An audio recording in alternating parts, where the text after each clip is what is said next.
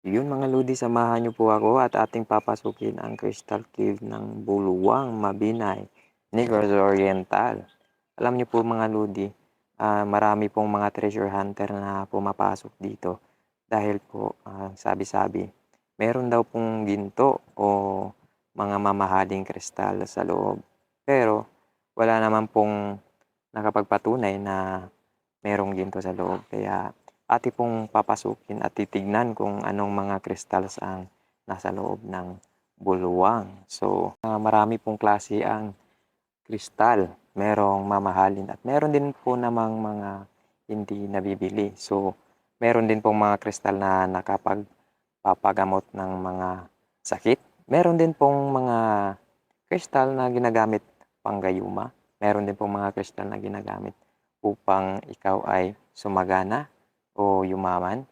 At saka meron ding mga kristal na ginagamit upang gamiting anting-anting. So, lahat ng yan mga lodi ay mga ginagawa ng mga sinaunang tao, mga sinaunang manggagamot.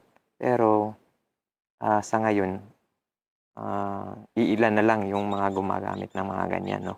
Alam niyo mga lodi, ang Negros Oriental lang naman ang isa sa pinaka may maraming kuweba dito sa Pilipinas. Ayon pa sa mga sabi-sabi mga lodi, ang kuwebang ito ang siyang ginagawang simbahan o dito ginaganap yung mga seremonyas ng kasal ng mga katatubong kita nung panahon na hindi pa ito nasakop ng mga Kastila. So, yung mga kuweba ang siyang ginaganap ang mga ligawan, yung mga proposal at kasalan. Kasi para din namang ang mga kuweba pong ito ang siyang nagsisilbing simbahan noong unang panahon. So klase-klase po yung mga taong pumupunta dito sa kuwebang ito. Yung iba pumupunta dito dahil curious lang kung ano ang nasa loob.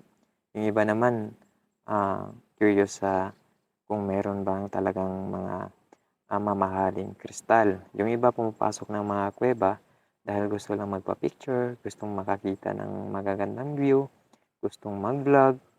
Sa part ko po, pumunta po ako dito kasi interesado po ako sa kristal na puwede ka raw po ditong manggayuma.